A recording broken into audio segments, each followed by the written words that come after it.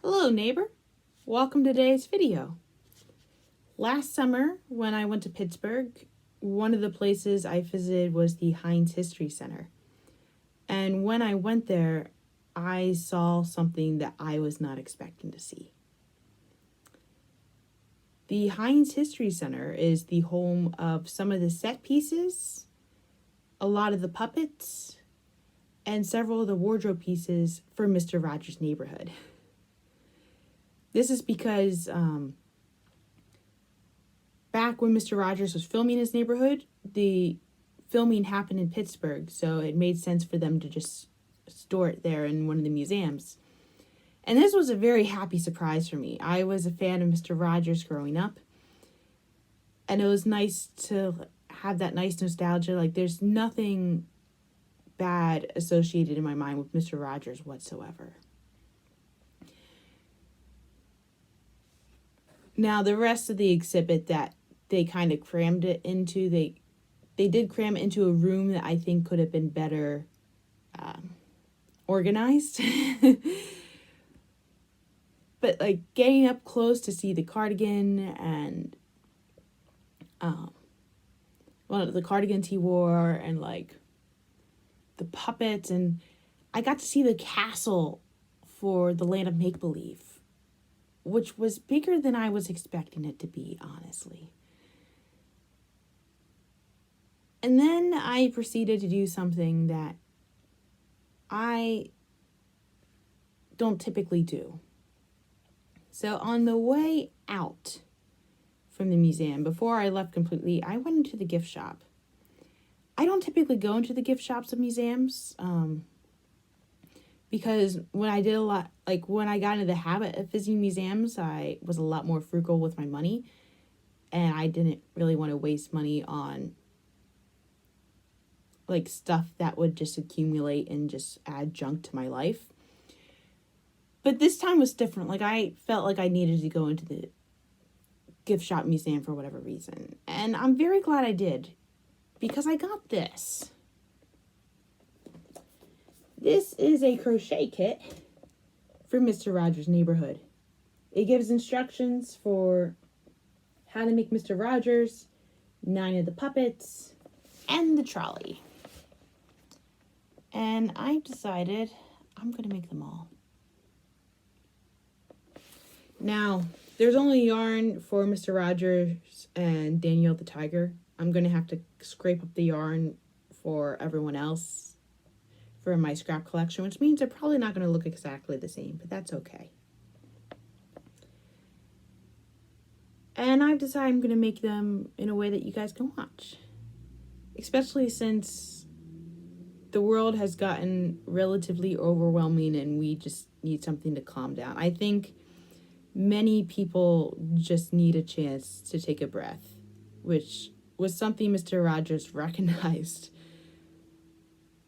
before we even knew we needed it. So obviously I can't make all of the puppets in one video. That would be way too long. So today I'm just going to start with Mr. Rogers. I need to rearrange the camera a little bit, and then, the fun will begin.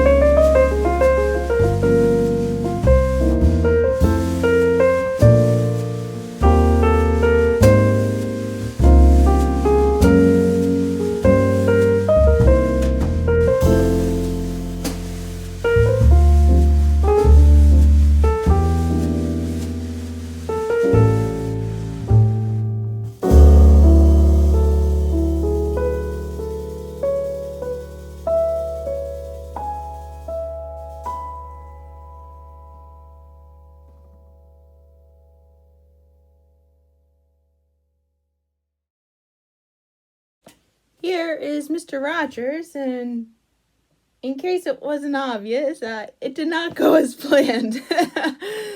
So, the actual pattern itself, I feel was okay. It was, my main struggles were the colors of the yarn.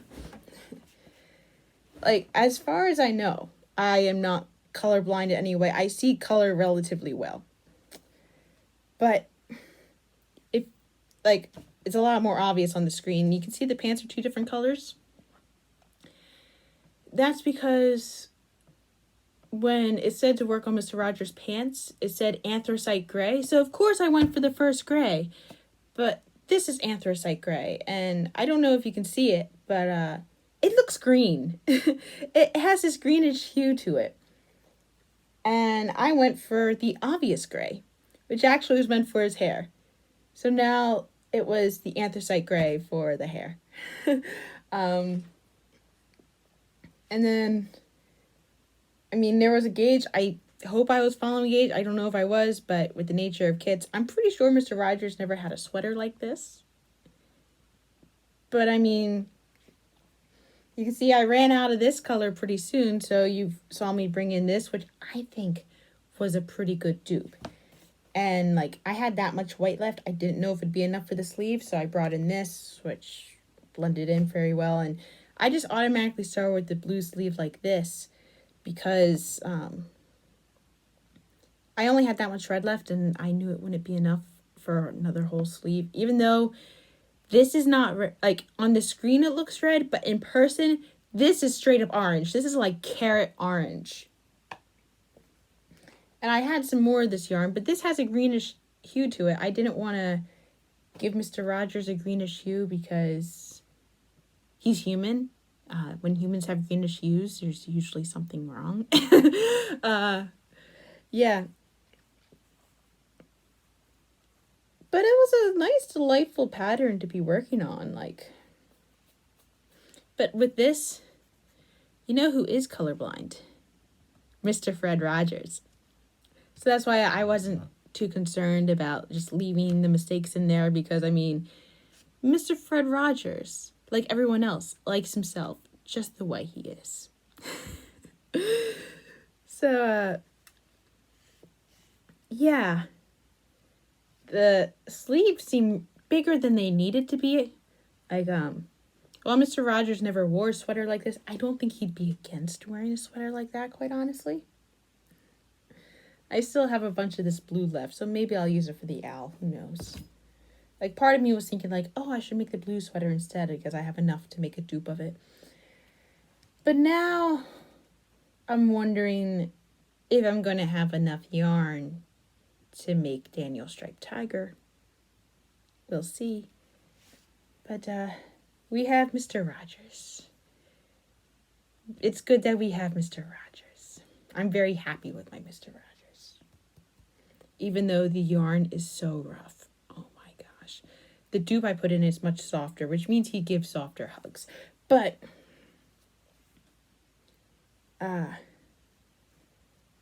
yeah.